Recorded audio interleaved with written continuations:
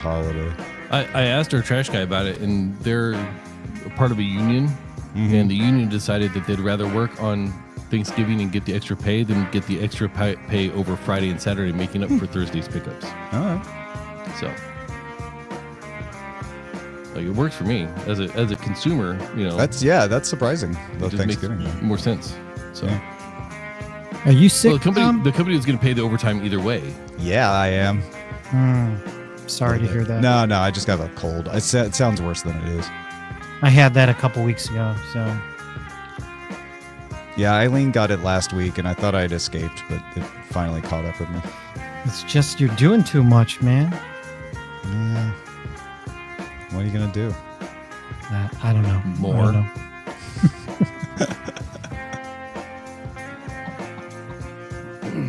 Let's see, we got PC Milesy in the chat, Nick with the C, Howard Yermish, Oh, Zoe, hello, everyone. Clinton's in there, Clinton too. Woodward, yeah.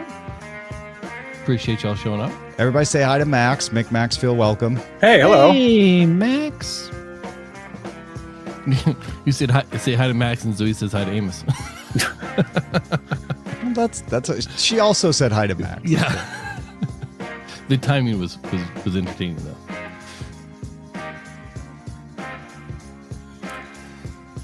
Do we want to bold 20 through 24? Oh, yeah. Usually Joe does. Joe, is that something you want me to do? No, I usually bold the links. You guys bold the text when you're finished copy editing it. Oh, I never do that. 24 actually has a typo that I meant to correct earlier, but someone was in there. Where is it? I'll fix it. It's repeated. Allow the circumvention to allow the circumvention. Ooh, good catch. Yeah, thanks, man. I saw that and thought I was having a dyslexic moment. Well, I saw it earlier, but someone was in the block, and I was like, well, I'm not going to mess with it. And then I totally forgot about it until you just bolded it. And I was like, oh, that's still there. See, Grammarly doesn't catch that. It's like, I guess you just want to say it twice.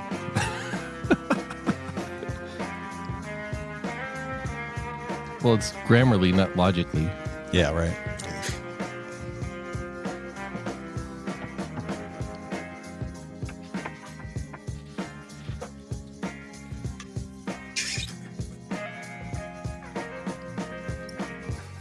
And Tom, I got I guess the whole team. I got confirmation this morning that my wife will be returning to Alaska finally this Sunday morning. For good? For good. Oh, yay. Awesome. Congratulations. I will no longer be the single dad living Aw. hundreds of miles away from my wife. And you don't have to keep going to Seattle every month. Right. It'll just be one more trip. We'll go down there first week of December, I think, and I'm going to end up driving my daughter's Get some car back stuff. up here. Ah, okay. Yeah, well, her military movers are going to still have to bring be your stuff. arranged. Yep. So I'll go down there, help her with that, and then I'll drive my daughter's car up through Canada, and then anytime I go to Washington after that, it'll be actually just because I want to. For kicks. Yeah. You should stop and see Veronica on your way up through British Columbia. I don't know that she knows who I am, although I've met her several times. So She does. She knows it. She'll just fake know you. yeah. Oh, Amos. Yeah. Oh, yeah. I know you, sure. I spoke to you for 3 minutes at South by one time. Yeah. 1 I remember minute. you.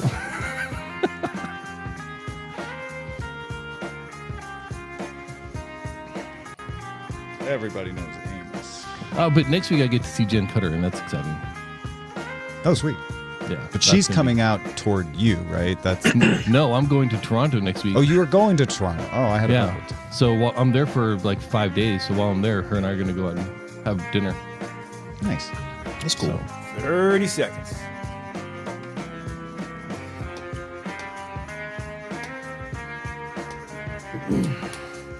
So yeah, if there's anybody else in the Toronto area that wants to have a beer or whatever, let me know. Hit me up on Discord. Yeah. That sounds like a good idea. I'll be in Philadelphia next week, so.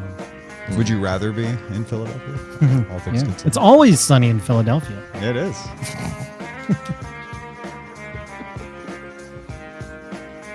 Have a good show, everybody. Good day, Internet. Good day, Internet. A good day, Internet. Good day, Internet. Good day, Max Scoville. internet. How's Oh. it going? Doing okay. Thanks for having me, guys. Yeah, thanks for being here, man. It's good to have you. I'm sorry we don't have Roger or Sarah today. You're stuck with us. That's okay. You guys are cool too. Oh, thanks. That's nice of you to say. My mom thinks I'm cool, so that's what matters. Yeah, That's Len- what matters to you, right? that's top billing. Yeah. That's all you can hope for. All right, let's get right into it. Here we go. In 3, 2. Daily Tech News Show is made possible by you, the listener. Thanks to all of you, including Reed Fischler, Larry Bailey, Michelle Sergiu, and Bolu. On this episode of DTNS, Max Scoville is here with these video game gift ideas that you need. You can speed up that holiday shopping with Google Maps, and why it's nice to have competition in the microblogging world. This is the Daily Tech News for Friday, November 15th, 2024 in Los Angeles. I'm Tom Merritt. From Columbus, Ohio, I'm Robb Dunewood. Drawing the top tech stories in Cleveland, Ohio, I'm Len Peralta. And I am today's producer, Amos. Joining us, senior writer and host at IGN, Max Scoville. Welcome back, Max. Good to have you. Hey, show, thanks for sir. having me. Thanks for being here. I can't wait to get the video game recommendations. Do you have any that really surprised you this year? Oh, I think the resounding surprise is Balatro. Everyone's pretty nuts about that. That's basically Crazy Poker, which is on PC and just mobile and Switch, I think, at this point. But it's one of those ridiculously addictive games that, I don't think anyone was expecting that to catch on quite as much as it did. All right. Well, good. We're going to get that and more in a little bit, but let's start with the quick hits. We may or may not get to see what happens if the Onion takes over Alex Jones' InfoWars. The judge overseeing Jones' bankruptcy proceedings has halted the transfer and ordered an evidentiary hearing to review the auction that the Onion won. It's a little complex, but it was an auction with only 2 bidders. The other bidder was First United American Companies, which operates the Shop Alex Jones website. That bidder complained about the secrecy of the process. The bids were done in secret, and First United says, we think we outbid them. The trustee who oversaw the secret bidding told the court that yes, First United's bid was in fact larger in dollars than the Onion's, but the Onion's offer was selected because it included a deal that would have the families of Sandy Hook victims who won money from Jones in a separate case forego some of that in order to fund this sale. So the judge is going to look into all of this and make sure it was above board. Facebook is changing its primary metric to be in line with Instagram's views. A view for a reel or a story is how many times someone watched it, and a view for a photo or a text post is how many times they were seen on screen. This replaces plays and impressions. It's basically a rename to show that they're comparable in Meta's opinion. Minutes viewed and average minutes viewed will also replace watch time and average watch time. This rounds to the nearest minute instead of being for every second. The UK's Virgin Media, O2, has created a tool to eat up the time of scammers who call you. So they're not calling you. They're being distracted by this. A generated voice called Daisy sounds like an old woman and can talk to the scammers about its family and hobbies, provide fake bank details. O2 isn't using it, like giving it to you to use it or anything. They created phone numbers for Daisy and went out and seeded them into the kinds of lists that scammers buy to use to auto dial numbers. Multiple models were used with the help of YouTuber Jim Browning, who does this sort of thing, to make Daisy. And the idea is that scammers will auto-dial these numbers from time to time, and then Daisy keeps them on the line, preventing them from trying to scam real people. O2 says Daisy has been able to keep scammers on the line for up to 40 minutes at a time. It's far from the first effort to do something like this, but it's the first time I've heard of a telco doing it, Rob. It's kind of interesting, actually. The ChatGPT app for Windows has been available if you've paid for a subscription, but it's now available to all Windows 10 and Windows 11 users. The app lets you open a companion window on your PC so you can use it alongside other Windows apps. OpenAI is also upgrading ChatGPT on Mac OS, giving it the ability to read computer code from third-party apps. Canada has amended its Copyright Act to allow for the circumvention of TPMs, Technological Protection Members, in 2 cases, not members, measures, when, quote, maintaining or repairing a product, including any related diagnosing, and to make the program or device in which it is embedded interoperable with any other computer program, device, or component. In other words, when you're repairing something, it gives you a right to repair. Now, the problem is the amendments don't do anything about repair tools. Sometimes those tools are legally prevented from being shared or sold, but it's a step towards easier repairs, which is good. Meta CEO Mark Zuckerberg announced Friday that Threads is starting to test a new way to create dedicated feeds for your favorite topics and profiles, basically customized lists. If you are in the test group, you can create a custom feed by searching for a topic, and then when the results come up, tap on that three-dot icon up on the top right and choose Create a New Feed. You can also visit a user's profile and do the same thing. Once you've created a feed, it will show up next to Following and For You on the home screen. Bluesky introduced custom feeds earlier this year, but it's not as easy to implement as this is. And this comes as Bluesky and Threads are getting some momentum. Bluesky says it got 1 million signups in the last 24 hours. It said that yesterday, but it also says it has passed 15 million, which we mentioned before. Threads says it has been getting 15 million new users a day, which puts it close to 200 million. I don't know. It's nice to have platforms pushing each other for new features. Rob, it seems like you like the customized list thing, do you? It is. So I have moved from X. I've moved from formerly Twitter. But one of the things that I really loved about that platform was the ability to create lists. And now this isn't exactly a list, but it's better than just you not being able to curate at all, other than I follow you or I don't follow you. So it's going to give me the opportunity to look at photography threads, or look at blogging threads, or podcasting threads, or tech threads in a way that was just not really easy to do, outside of just searching and saving searches on desktop. This, I'm assuming, is going to be pushed out to mobile devices as well. So I am fairly happy about the fact that I can at least curate what I'm looking for on Threads a little bit more once this once this gets pushed out. I haven't actually checked Threads yet today to see if this is something where I actually made it into the beta. Yeah, I did not make it into the beta. And then you were telling me, Max, that you posted your first thread today. Yeah, I'm very late to the party on that. I think I locked down my handle on there the second they announced that was a platform, but I've also made the move away from X, Twitter, broken up, whatever. Yeah, this is appealing to me. I like the idea of something that's simultaneously curated, but also a little bit, algorithmic. Like, I never messed with lists on Twitter because that just seemed like, I don't know, more trouble than I wanted to go into. I just would kind of, go on there and look at the people who I followed.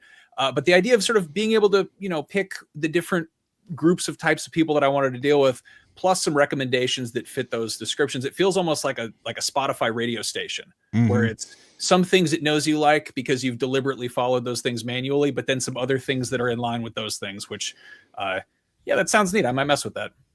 I'm actually really enjoying the fact that we have true competition here in a way we didn't for a long time. Twitter was kind of it for the longest time. I haven't abandoned X.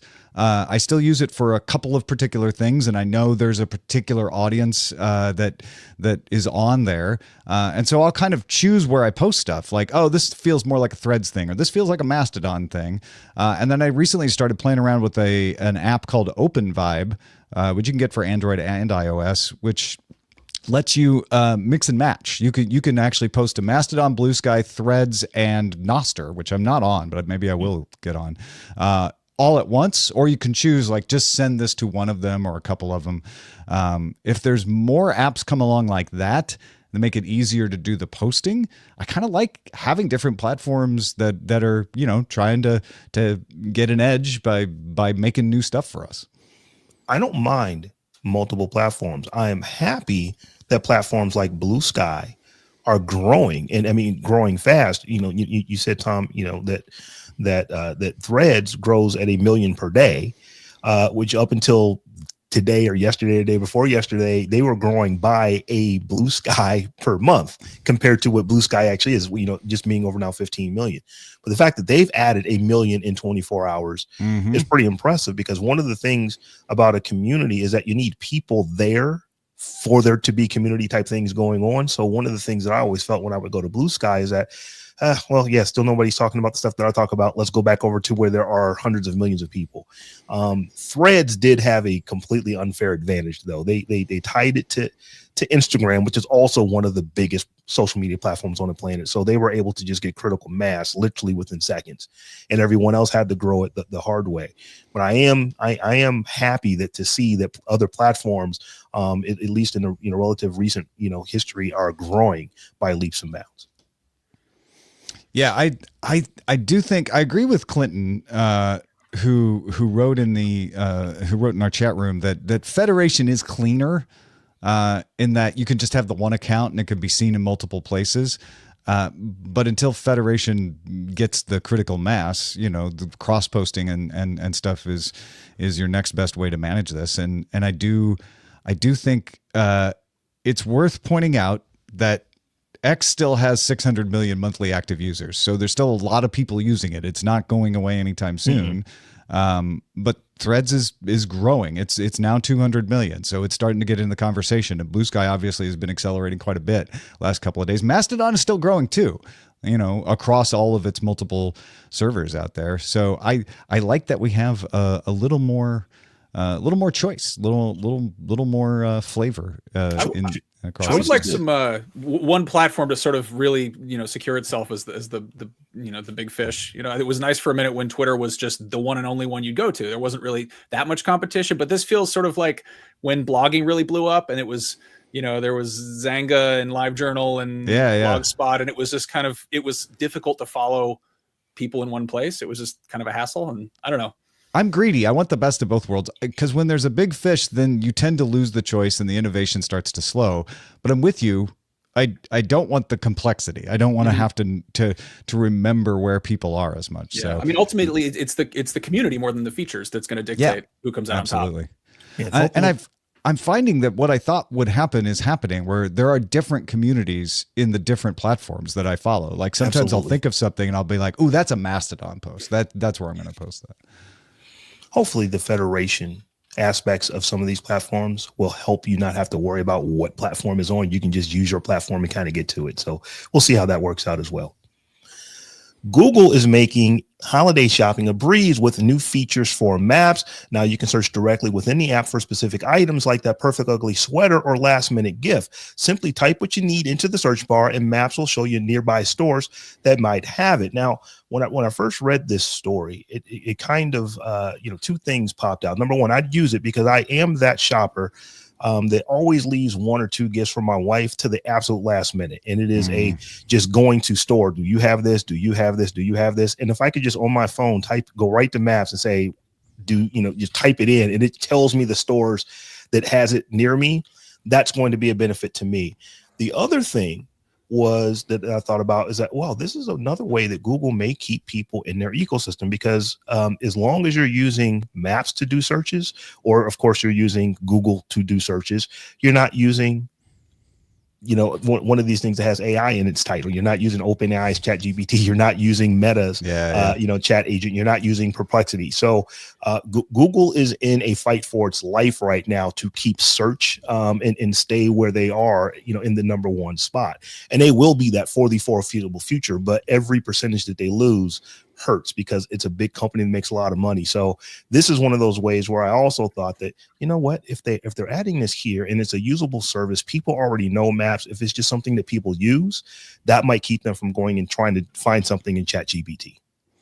Yeah, Max, how do you use Google Maps? Because I do use it for restaurant shopping more than retail shopping, but a little bit for both. Yeah, same. I could see this working. I guess the concern there is that how much stores will actually participate. And the thing that I've run into more often than not is, searching for something on, the result pops up that it's something that's from Target or from Walmart. And then I go to it and find out that it's a third-party seller. And that's probably not going to be down the street of my local Target. It's one of those instances there. It would be really cool to see smaller businesses jump on this. And, you type in jewelry and suddenly there's a little boutique store you didn't realize was around the corner. And, that's the internet equivalent of window shopping or, walking by foot traffic. So. Yeah, definitely. I mean, one of the interesting things, the way this is being rolled out is they will have types of items for almost all the stores that are out there, as long as they know what kind of store it is. So small businesses can manage that in their small business listings. So if it's a jewelry store, like you say, you can say, oh, you're looking for jewelry, you might try here. It won't always have the inventory. Bless me. It won't always have the inventory though. It will just say you'll have to call them or go visit the store. But that would be an improvement to me. Right now, sometimes you type in a type of product. Every once in a while I try it and the results are less than satisfying. It'll be like some things you're like, I'm pretty sure that pizza place does not have jewelry. I'm not sure why that's showing up. So maybe this will improve that. I'm excited to see how it goes horribly wrong, because that could be very entertaining. I have a weird anecdote where this would have actually solved my problem. I was in Barcelona a few months ago for a wedding, and my wife had a wardrobe emergency, and she decided she needed full coverage underpants. I won't get into it. And so I had like an hour and a half till I needed to be at the wedding. And she's like, please find me these as soon as you can possibly. Just get on. And I was, I hadn't even showered yet. So I'm typing in Google, lingerie, women's clothing, underwear, whatever. And it's like, oh, cool. There's a quote unquote lingerie store around the corner from our hotel. And it turns out it was the gift shop for an erotic museum, which did not have what I was looking for. No, but probably maybe not. If Google Shopping had in stock things in your area, that would have helped via maps. Definitely. That sounds like that place would have had less than full coverage. It was definitely not. We were not covered in that area. No, yeah. So Google also updated maps to allow you to report and see delays impacting your transit lines, as well as show more details such as alternative transit routes and subway station entrances. And if you drive an EV, you can also send routes from your phone to your EV if it has Google Maps in it, so that you don't have to actually look at it one place and then go enter in the exact same thing once you get into your car. Ideally, someday we have glasses with the decent heads-up display that aren't headsets, and I can have navigation that whatever I'm doing. I'm driving, I'm taking a train, I'm walking, I'm doing all three, maybe, driving to a train station and then walking from the train station to other stop. It'll just tell me what I need to do next. When we were in Seoul last week, we were using Naver Maps, and one of the best things about that was it would tell you which entrance to go in for the subway. It would tell you which door to line up for on the subway in order to make sure that you had the fastest transfer or the fastest way to the exit. And I was like, if this could just tell me in my ear, go to this door, go to this, look for this exit, that'd be great. That's pretty cool. That's amazing. I love it. Yeah. Well, if you have a thought about something we have talked about on the show but don't know our email address, here it is. Email us, feedback@dailytechnewsshow.com. As we're getting into the holiday shopping season, we thought we'd ask Max to come on and give us some gift ideas for the gamer in our life. We're going to go through multiple platforms here. Lightning round. Max, start us off with the Switch. Okay, so first things first, if you have a Switch owner in your life, there's a good chance that they've, played some of the biggest games that have come out. But if not, one of the biggest games that came out this year was The Legend of Zelda Echoes of Wisdom, which is effectively, cutesy little teeny tiny version of last year's Tears of the Kingdom. It involves Princess Zelda being playable for the first time, and she uses a variety of household objects to solve puzzles.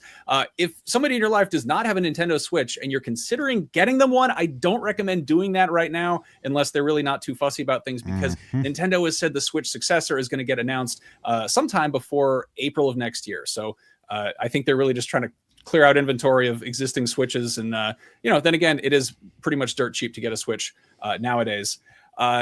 Moving on to PlayStation, or rather, sorry, Xbox. The big game I think this year, or really the big winner Xbox wise, is Game Pass, which is their subscription service. You can buy it a few months at a time. For anybody, if they're a big gamer, if they have an Xbox, even if they have a PC, I feel like this is a phenomenal gift because it lets them figure out what they want. It also gives them, access to brand new games as they're coming out. It's wild that you can just pay however much money it is a month and jump on Call of Duty Black Ops 6 the day it comes out. A couple more big games are still coming out the rest of the year. There's Flight Simulator 2024, which sounds astounding from everything I've heard.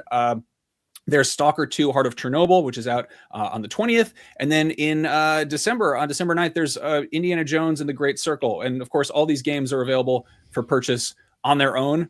Indiana Jones and the Great Circle is from the studio that did the recent Wolfenstein games, and it's not a full-blown shooter, but it's sort of a first-person adventure, and the buzz on it is very good, and it's Indiana Jones, so that's fun.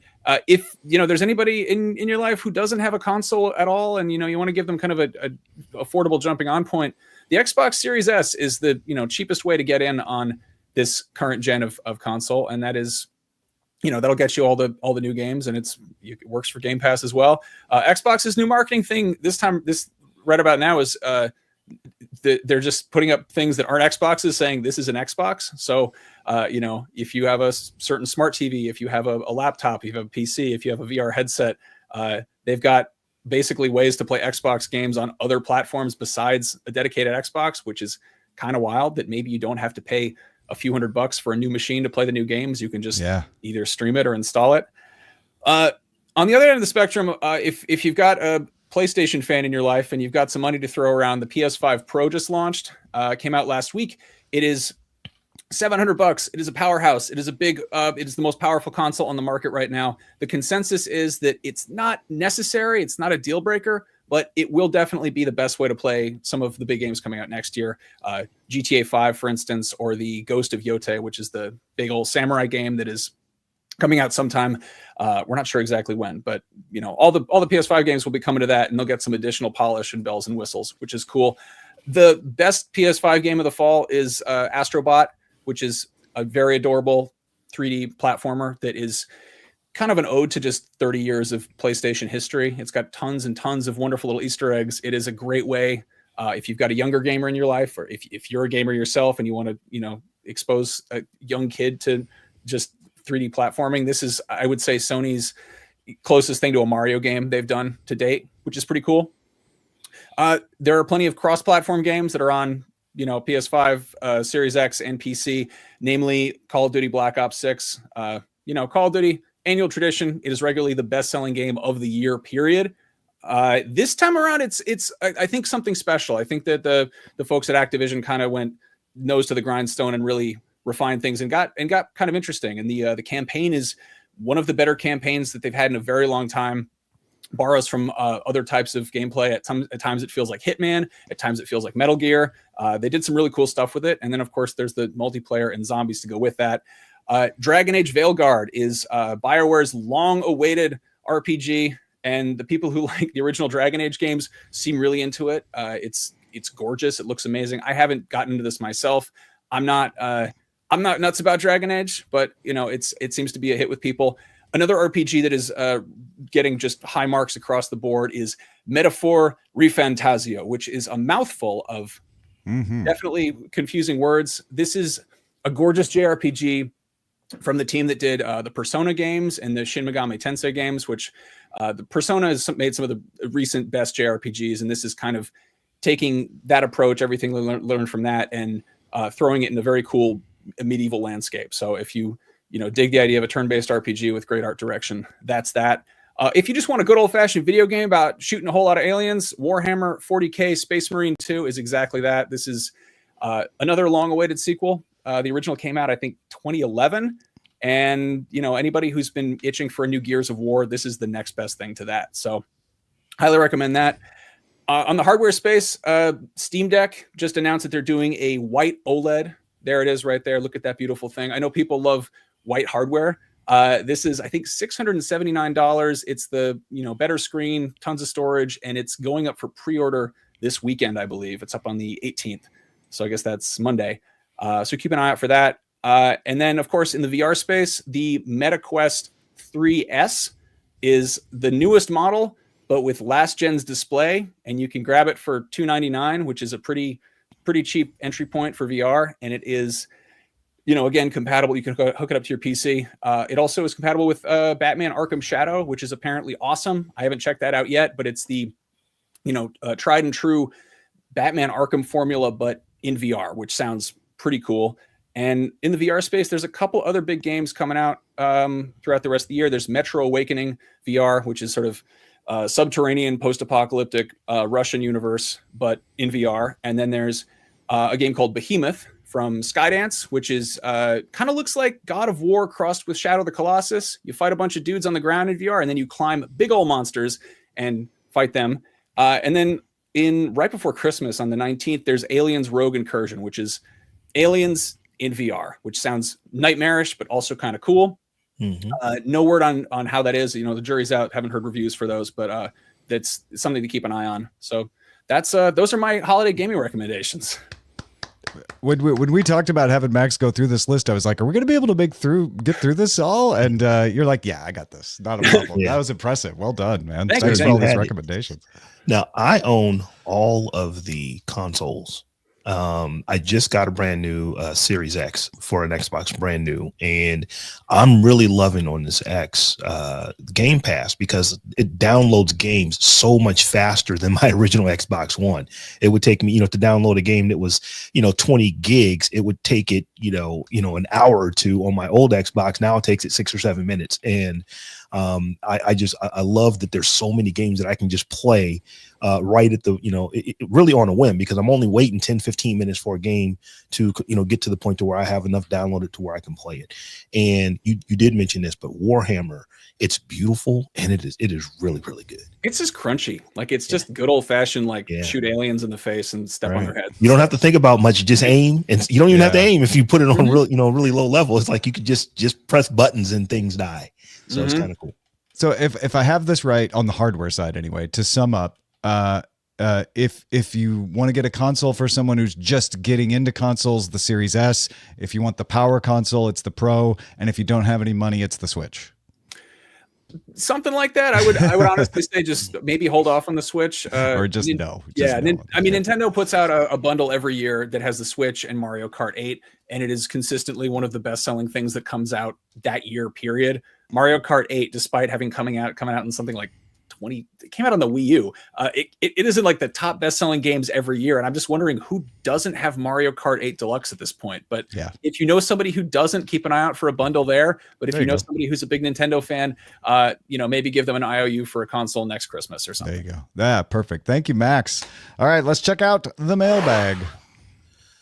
There was a question on Good Day Internet about the name Zayed, one of the common passwords that was used in the UAE. As a recent UAE resident, I'm happy to answer the question. Sheikh Zayed Al Nahyan was found using the ruler was founding ruler of the UAE and the head of the family that rules the Emirate of Abu Dhabi. Many of the UAE's key buildings, roads are named after him. I hope this is helpful. And that is from Mike in Chile, DC. Oh, warm up, Mike. Good, and thanks for that. That solves that question. We were wondering why that showed up there. Yeah. And then Matthew, also international, said Disney killed the Star Plus app this past July in Ecuador, which included Hulu outside the U.S. I recently let my U.S. Disney Plus subscription expire, and I signed up for Disney Plus here. Disney Plus Premium is cheaper in this market and includes most of the Hulu content and ESPN Plus. The interesting part is that I can use the ESPN app, but to access the NHL games, I have to use the Disney Plus app. I can use the ESPN app, but in the app, I can't access most of the game broadcasts. Disney has effectively already done this here, basically merged all of the stuff together, and presumably in many other markets outside the U.S. Thank you, Matthew, over there in Ecuador. And thank you, Len Peralta, for being here illustrating today's show. What have you drawn for us today? There's a big battle tonight that I think a lot of people are going to be watching. But the battle that we're going to watch that I kind of focused on was the battle of the social media monsters. Threads versus Bluesky. Take that, Tyson and Paul can't match this slugfest. It's live on your device 24 hours a day. It's going to be really, really interesting to watch over the next couple months, weeks, days, whatever. But that's the big slugfest that I feel is going to take precedence over Tyson and Paul tonight, although I'll probably be watching that too. So and you can talk about it on these social networks. There you go. That's the advantage, right? So pretty cool. If you want to get that image, if you're a Bluesky or a Threads fan, you can go to my online store or go to my Patreon, patreon.com/Len, where you back me at the DTNS lover level. You'll get that immediately, or go to my online store where you can purchase it there. Or even I'm doing custom holiday cards again. So consider that. I'm already getting some orders, so get in early because I'll be pretty busy in December fulfilling those orders. So. If you want Mastodon in that fight, just commission Len to make a green card. I didn't even think about that. We didn't talk about Mastodon, but Mastodon would have been a really, really cool social media monster. It's already got bowling that in name. there. Yeah. Definitely. I like how like Mastodon, Spool of String, and Butterfly is the new rock, paper, scissors of the internet. There you go. I love that. Well, thanks, Len, and thanks, Max Scoville, for nothing else but coming in, and giving me some validation that my games I just purchased are good ones. Where can folks find and get more of you? You can find me 24/7. No, wait, no. You find me all the time over at IGN.com or IGN on the various apps. I'm not working there 24/7, but I do put in my work. There's that little final preview of the recent Power Rangers game I just previewed right there. I worked on that. I do a monthly video every month, doing great here, called Big Game Releases, where I basically break down pretty much all of the games coming out in a single month. So if you liked what I did here and you'd like a more comprehensive version, keep an eye on IGN, top of the month or tail end of the month, and it usually, put it up on the front page of our YouTube. You can find a new project I'm doing personally called This Thing Rules, which is an audio podcast that is all about things that my best friend Brian and I love dearly. So recently we talked about Jabba the Hutt, the man, nice. The puppet, the character. But previous topics include gummy worms, alligators, skeletons. Each topic is self-contained. It's, pick a thing you like and give it a listen.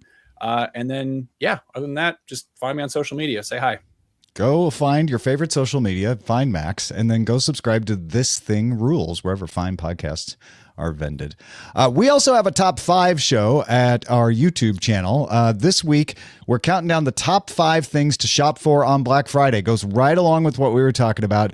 You can get that, like I said, youtube.com/Daily Tech News Show, or also look for it at DTNS Picks on Instagram or Daily Tech News Show on TikTok. Patrons, stick around for the extended show. We got more coming. Good Day Internet is going to have some fun on Friday. We're going to play Would You Rather based on producer Amos's kids' opinions. So, for example, would you rather go viral for a bad accident being on video or a bad joke being told? We're going to discuss that and more. Stick around. You can also catch the show live Monday through Friday at 4 p.m. Eastern, 2100 UTC. Find out more at dailytechnewsshow.com/live. We'll be back tomorrow to wrap up Media Tech India with Trisha Hershberger. See you tomorrow, folks. Or actually, Monday. This week's episodes of Daily Tech News Show were created by the following people: host, producer, and writer Tom Merritt, host, producer, and writer Sarah Lane, executive producer and booker Roger Chang, producer, writer, and co-host Robb Dunewood, video producer Joe Kuntz, producer at large Anthony Lemos, Spanish language host, writer, and producer Dan Campos, science correspondent Dr. Nikki Ackermans, social media producer and moderator Zoe Detterding, our mods: Beatmaster, W. Scottus1, BioCow, Captain Kipper, Steve Guadarrama, Paul Reese, Matthew J. Stevens, aka Gadget Virtuoso, and J.D. Galloway. Mod and video hosting by Dan Christensen. Music and art provided by Martin Bell, Dan Luters, Mustafa A, Acast, and Len Peralta. Live art performed by Len Peralta. Acast ad support from Tatiana Matias. Patreon support from Tom McNeil. Contributors for this week's shows included Jen Cutter and Justin Robert Young. Our guest this week was Max Scoville. And thanks to all our patrons who make the show possible. We love you. Bye.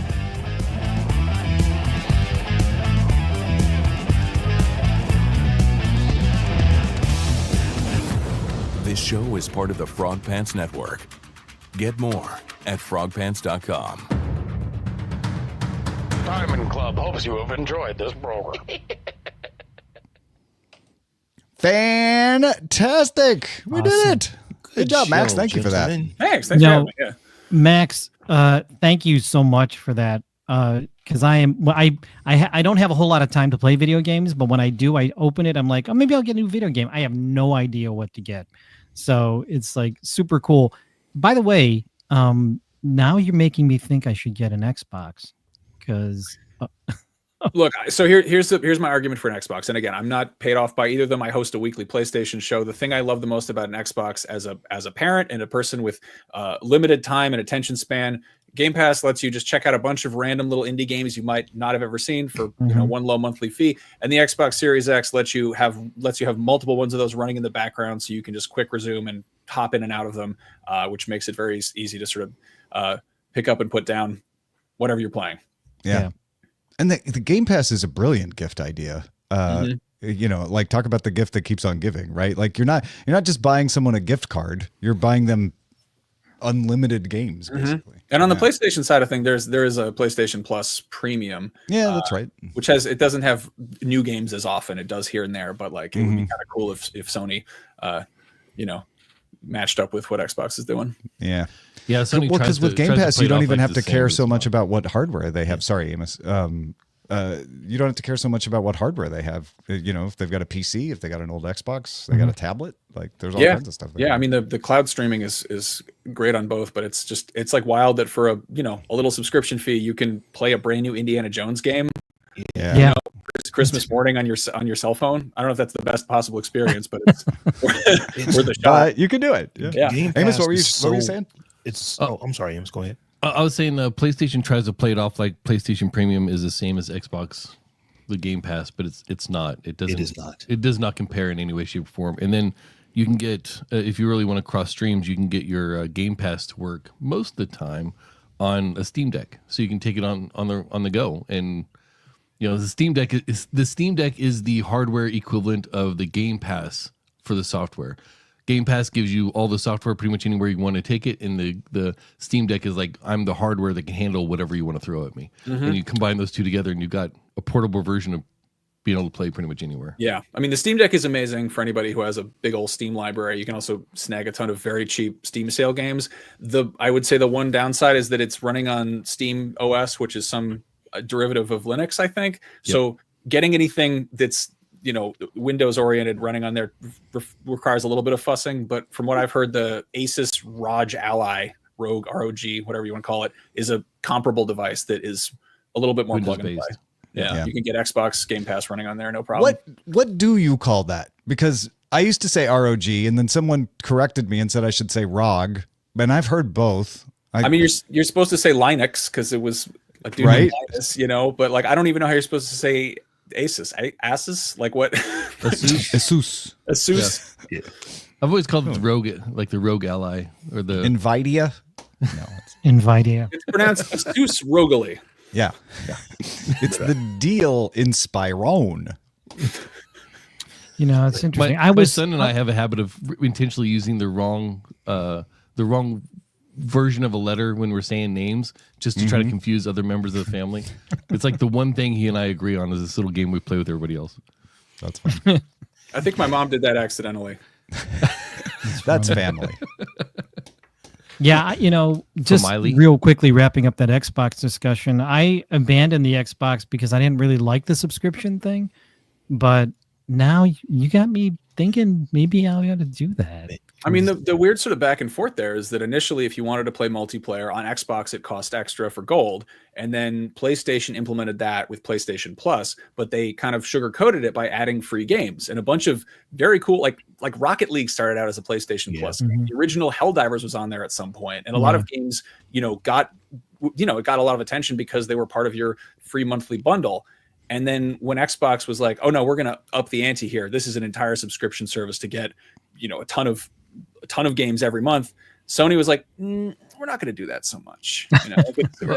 You can play some old games. But in fact, Sony came up and said, well, we're going to be updating more often to combat, the Xbox thing. And then Xbox was like, yeah, well, we'll let you play on your computer too. And Sony was like, we're out. Yeah. We got nothing. No, I mean, even the sort of organization is like Xbox Game Pass. I think there's like Ultimate. There's different tiers, which it didn't used to have, but Ultimate gets you everything. It's pretty straightforward. But I think there's a sort of an attempt to make there seem like equal value for all tiers of PlayStation Plus, where it's PlayStation. It's what is it? Extra or it's Premium is the top one, and then there's like an extra in there. It's again, it should be platinum, gold, silver, like their trophies. That would be straightforward. You get the point across there, but you kind of have to read the fine print to figure out what exactly you're getting access to. And there are essential, extra, libraries. and premium are the three. Yeah. And there are different libraries of older games that are included in each one. So they convoluted it pretty bad. It's kind of like the blue orange thing on the TV from a while ago. Yeah, Game Pass is so worth it to me because having all 3 consoles, there was a time when I was probably buying a game a month, not a game a month per console, but I get 4 games a year for each console. Sure. It is fairly rare that I buy brand new Xbox games when they come out. The exceptions are going to be like, I just got Warhammer. I've been waiting on that for 13 years, so it finally came and it's available to me. So I purchased that. I purchased Diablo. But I think those are probably the only 2 games I've probably purchased on Xbox in the last 2 years. Most of my purchases are on the PlayStation or on the Switch. So I love it. And the fact that I've got, this nice shiny tablet sitting behind me that I can just take my Xbox controller and start playing games on there. I pretty much played all of Starfield. I think the entire game of Starfield, I played probably 90% of it on my tablet just because it's not super fast action. And I got a question for you. I think it was Call of Duty Black Ops was the first big release from Activision since the Microsoft buyout that was included with Game Pass, and by all reports, it did great.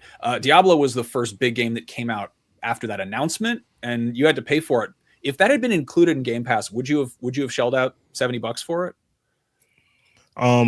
Well, so I did pay for. I did definitely pay for Diablo. So I would have shelled out for it because I like Diablo. I've liked all of them and played it. So it was a no brainer to upgrade to that.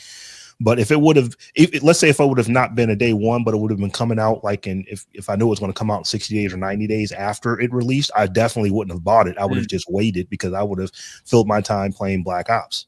Yeah, I think it's on there now. So it's it's wild that it's not just.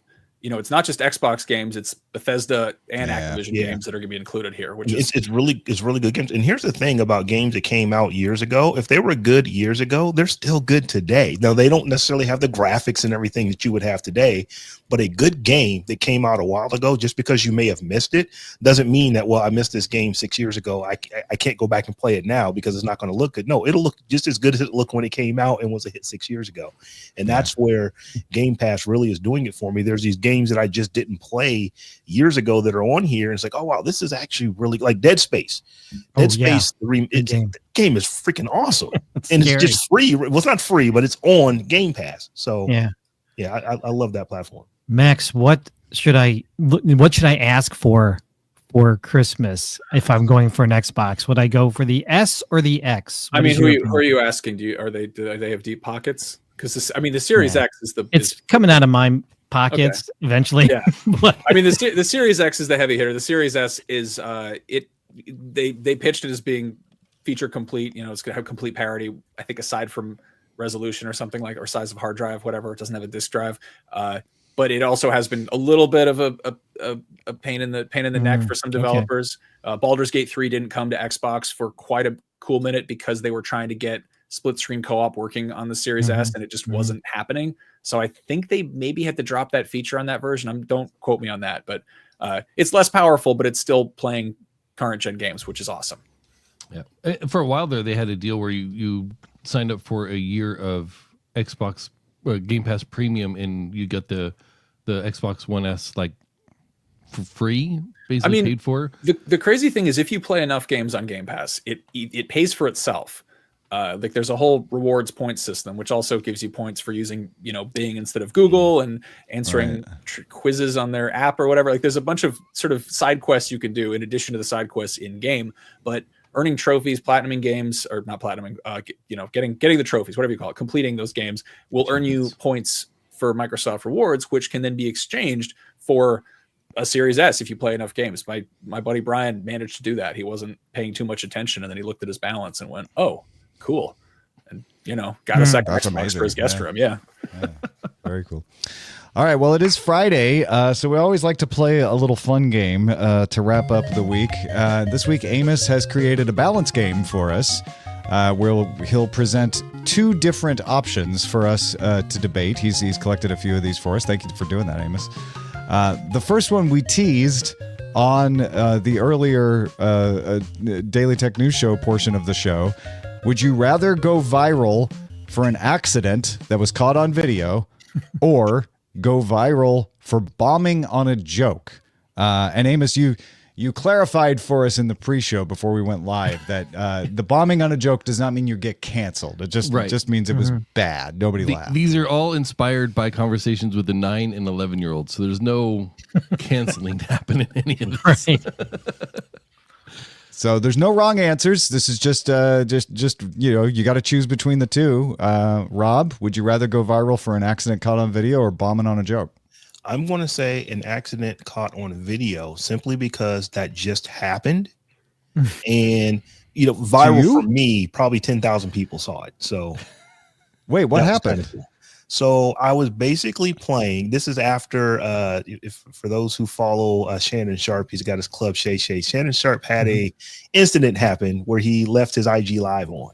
And I'm like, is it really that easy to accidentally turn IG live on? And what I found out, and what about 10,000 people found out that were looking at nose hairs up my nose, is that yes, it is really that easy to accidentally turn IG live on. So basically, I'm playing around with this, and I have the, I'm just looking at the phone, and it is pointing right up my nose. And a buddy of mine, his name is Corey Gums, who is the founder of the Black Podcasters Association.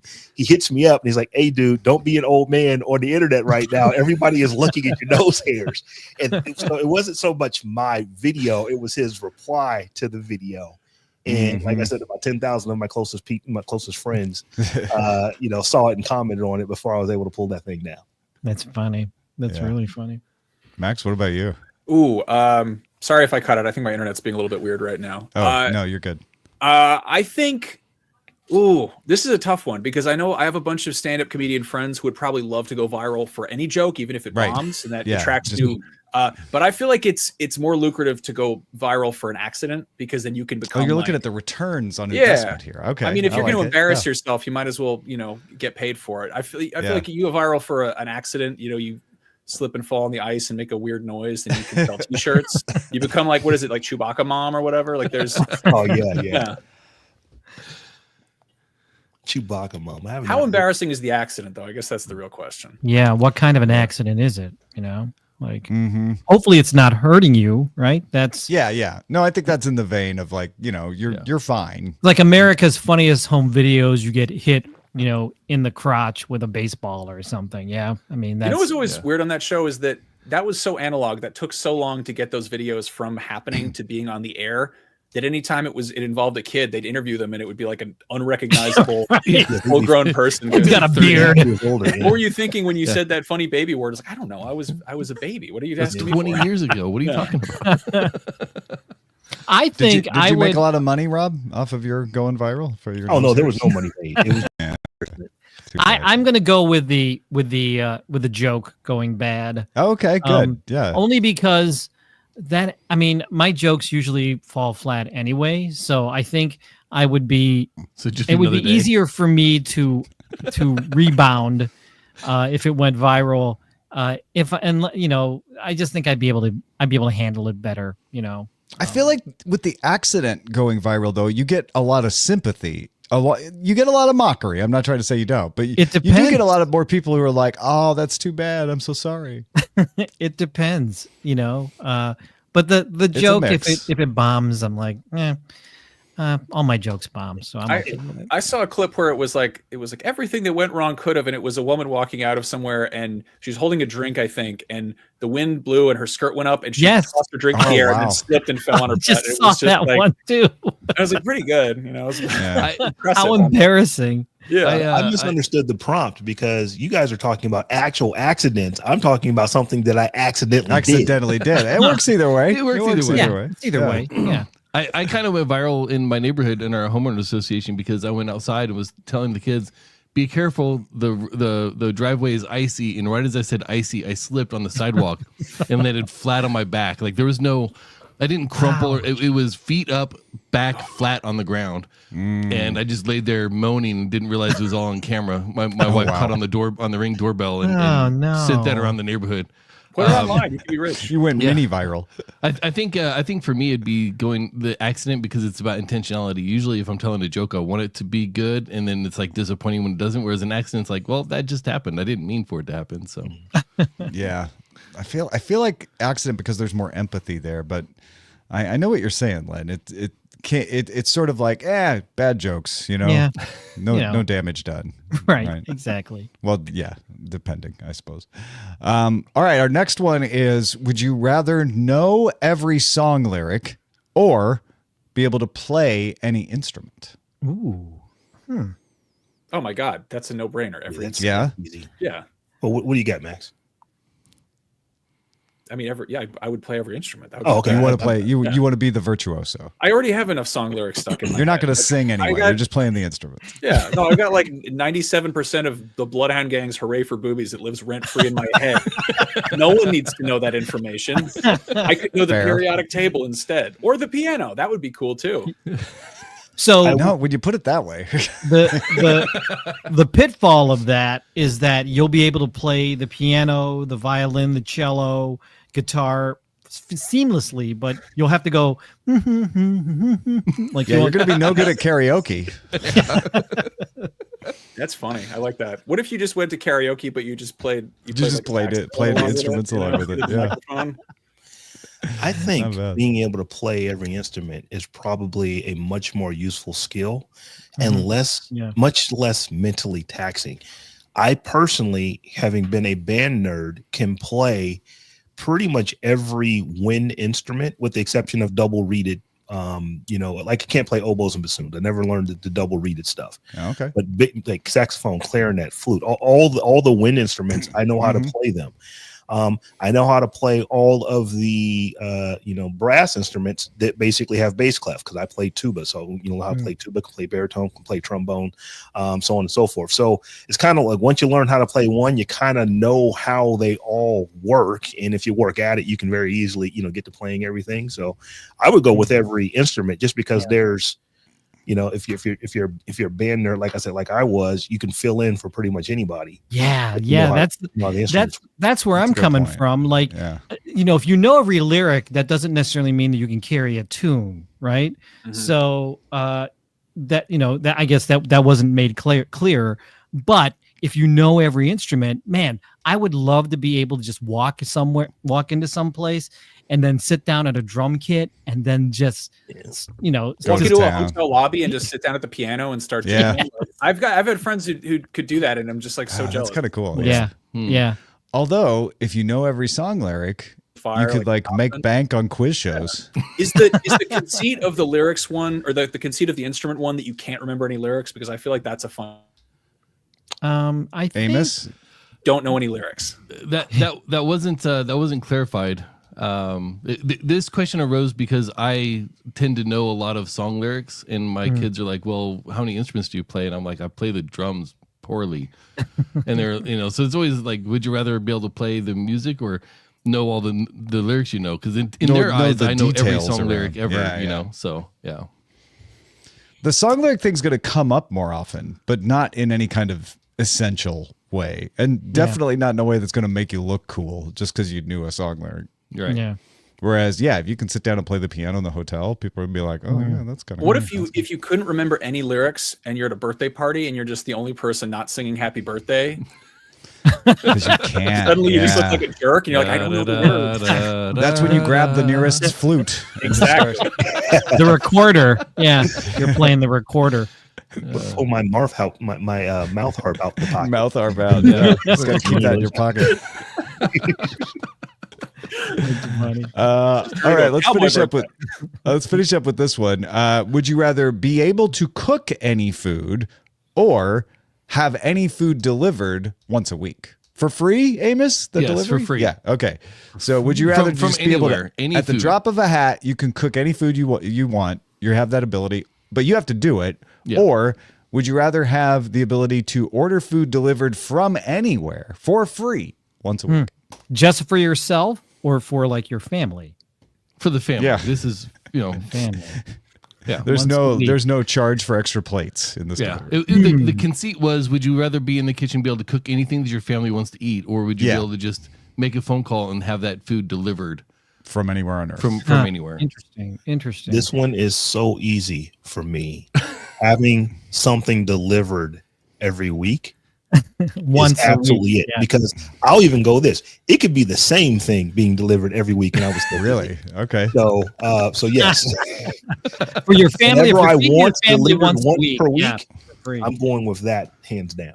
Well, let me ask you something. Do you like is for the recipe one where you can cook anything? Is the conceit on that you can basically whip anything up with what you have in the kitchen? So like eggs and right. you The know, ingredients question is important. That's a good. yeah. So like you can just cook anything and like, oh, I can do anything and have a meal based on what is available for you, like tarragon and cloves and a pie crust. Tarragon. Yeah. That's a Simpsons reference. Yeah, I didn't I didn't get clarification on that particular aspect of it. The way I understood it was that if they wanted some random food tomorrow, would I be able to cook it for them tomorrow night and go to the store and pick up the pieces and just be able to cook it? Okay. Yeah.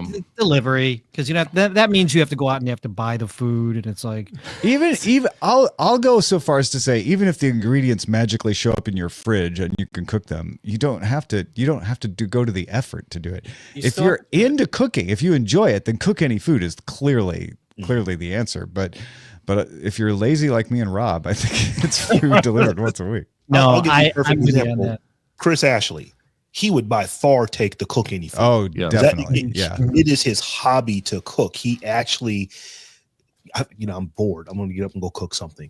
Yeah. Not even, I mean, just he because created a that's food just what he truck does. just because he wanted to. Because right? he wanted to. So, Yeah. yes, he would take. Rod Simmons also is a foodie as well. He probably would take. Let me learn how to cook anything. Mhm. Me, I cook because I'm hungry, or my children were hungry, or my wife is hungry. It's not because it's like I just really enjoy cooking. I don't dislike it, but it's not like it is my pastime. So for me, it's like no, I can sit here and play more Xbox. I can play more Warhammer if I just order something. If my wife knew that once a week a meal for the whole family came delivered for nothing, that's like huge, right? I mean, so yeah. The delivery one is if it's delivery from anywhere, like magically, that's a no. Like if I get okonomiyaki from that shop outside the Osaka Aquarium, like that, Right. like, absolutely. But I don't know. I think you need to modify the cooking one where it's like wherever you are, the fridge or the pantry is automatically stocked. The magic, Yeah, I think the that's magical fair. stocking. Yeah. If I can get kalguksu from Seoul, then I should be able to have whatever ingredients show up. Yeah, for me it'd be the delivery once a week, because if I could just magically have Koku Ichibanya show up in my house with some Japanese curry just ready to feed the family. Oh yeah. You know what's Every big Friday factor. done. If you cook, you still have to do the dishes. yeah. That's Oh right. So delivery. yeah, that's delivery. it. Although my kid, we end up doing dishes anyway, even though we get Even with delivery. the I don't know how that delivery. works. Yeah. Yeah. Did any of you do that during lockdowns where you'd get delivery, but then you'd transfer it to plates because Yeah. you still with weren't the sure if Sapphire? it was safe? Yeah. You didn't want to feel like such No. like a troll. Well, it was more eating like out of people have been styrofoam. touching these containers. Let's Oh. No, Tom, that'd still be fighting words in my house. Like, you're not creating new dishes when you don't have to. We'll order pizza and people get out plates, and I'm like, "What are you doing? Eat it with your hands." There was an episode of the You've got 2 reluctant. plates right here. There was an episode of the Reluctant Traveler on Apple TV Plus, and Eugene Levy goes to the Maldives, and that is a place located where you can order anything because of the location of the shipping lanes and everything. So you could literally order anything you want and have it delivered the next day. So I guess this is sort of like being on vacation in the Maldives or Maldives, however you pronounce that. I think it's Maldives. Yeah. Maldives. And that is actually my wife and I's dream vacation. We've been planning it every year. We plan it, and then every year it falls through. But we plan it again every single year. So Watch eventually that we'll get there. episode. You'll be like, "Oh, we got to do this. It's amazing." Although it was like something like $10,000 a night or something like that. Yeah. It was crazy. And they only have revolutions every so often, and they're always separated from the hotels. So that's a little yeah, perk. that's not a problem. Right. We were going to go to the Maldives at one time. We bought the Lonely Planet guide and everything. I don't know what happened though. That just got shelved. But yeah, I've heard it's gorgeous too because it's just in the middle of the ocean. Indian Ocean. Highly recommend that show and that episode. By the way, it's really, really good. I just like the idea of being somewhere secluded, having my food and drink delivered to my room, where I just have Wi-Fi and unlimited ocean and no other people for a week. Just sounds amazing. You just slide it through a slot. Yeah, in the door. They just put it on the little. Just open the door, pull it in, close the door. Going somewhere where like the local specialty is everything is just, I would feel like kind of crazy, like right? choice paralysis there. Like I wouldn't, you know. No, I'm Like too much of a standing in front foodie. of the Smucker's aisle when all you wanted was a peanut butter and jelly sandwich, and you can't decide what jelly to put on your sandwich. Man. That's how Goober grape was invented. Ooh, Cooper grape. That's a deep dive, man. That's crazy. I bought that because of that. Yeah. Yeah. Chelsea, like, I can't decide. I'm just going to get both in one jar. Thanks, everybody, for being with us. Max, thanks for joining us for Friday. It was great to have you, man. Yeah, anytime. This is a treat. Big thanks to all the folks on our Patreon that make this show possible. No raises to talk about today, but that's okay. We really appreciate everybody supporting us at patreon.com/DTNS. Tell your friends to join in on the fun. We shall return on Monday. Until then, everybody, have a good day. Good day. Hey. Good day. All right, we are still live while we choose titles. Max, do you want to hang around for the title selection? I unfortunately have to run. Okay, but, no worries. Thank you all so much. This is a blast. Yeah, just when you leave, it'll give you a little link or open a browser tab or something to upload the rest of your stuff. So just make sure you leave the browser open long enough for that to upload. Yeah, thanks, man. All right, take care. All right. Good to see you. Thanks for doing this. Have a great weekend. You too. All righty. Thanks to YouTube folks. PC Milesy gave us a super chat, and C-Spawn gave us a super sticker. Thanks, both of you guys. Awesome. Appreciate that. Very, very, very cool. Also, over on Twitch, we've got folks like Possum42 resubscribed for the 47th month. Is that right? Well, crazy. Thanks, Possum40. Coming up on 4 years. Yeah. Harold Spark gave us a follow. We got bits from Zoe. Lion Jim Video gigantified an emote. Technomensch cheered us. Zoe brings bacon and some more. Lack of content rated us yesterday, but let's acknowledge that again today. Let's pick some titles. Showbot.tv/DTNS2. The top vote getter is from C-Spawn, the super sticker person themselves. Threads, Mastodon, and Bluesky. Oh my! Oh my! We also have Holiday Gaming Goodness from Raymond. Google Maps has you covered, but not full coverage. C-Spawn's on a roll. A good one. Daisy, Daisy, give me your scammers, dude. Rock, paper, scissors of social media is good. What'd you go with there, Amos? Game On, Holiday Shoppers by Stealth Dave. Well done, Stealth Dave. That's a good one. All right. Our GDI titles need to be selected. Moose2271, Grabbing the Nearest Flute. Out of context, feels like something we shouldn't title the show. Yeah, sure. Would you rather be a fish from Ambassador Domo? Chewbacca Man from Moose2271. Swinging on a Star, Ambassador Domo, another one in the same vein. Nvidia from Moose2271. Up Rob's nose. I like that one. Yeah. Don't be an old man on the internet. That's funny. Oh, of course. Now it's going up the ranks. Yeah. As soon as we say anything, it always goes up the ranks. There you go. Xbox marks the spot. Free delivery from the Taco Aquarium. Well, what do y'all like? Up Rob's nose. Yeah, but does Rob like that? I don't know. I think the top Any two advertising is good advertising. I think the top two are really good, but out of context, they both sound awful. Yeah, they do. Yes, they do. So we're going with would you rather be a fish? Is that what you're saying, Amos? Yeah, probably. Would you rather be a fish? Is that Hudson Hawk that they were singing that movie? I don't Yes. know. Yeah. Okay. Is it? I did. Wow, that's something I haven't heard in a long time. That's a name I haven't heard in a long time. That was Hudson back at Hawk. the beginning of Bruce Willis's career. Yeah. Well, not at the beginning, but towards the beginning of his movie. Mom, can I career, get at least. $5 to see Hudson Hawk? That movie was panned, and I loved it. That's when he It was was so doing fun. the wine cooler commercials right around Oh, that wow. same time too. The sequence Christmas on commercial. your cell phone. I'm at a loss, honestly. Yeah. Again, I like the top two, but out of context, they sound awful. Can we get away with grabbing the nearest flute? Yeah. Well, you know what, folks? We'll have to go back and watch the replay and figure out what the show was about. Yeah. Yeah. There's no modifier for flute. That's right. Yeah. All right. Let's go with it. Boost2271. Thank you for your title. We are going to go raid Technique now. Tell them we said hello. If you're on Twitch anyway. YouTube folks, have a great weekend. We'll see y'all on Monday. See ya. Good day, Internet.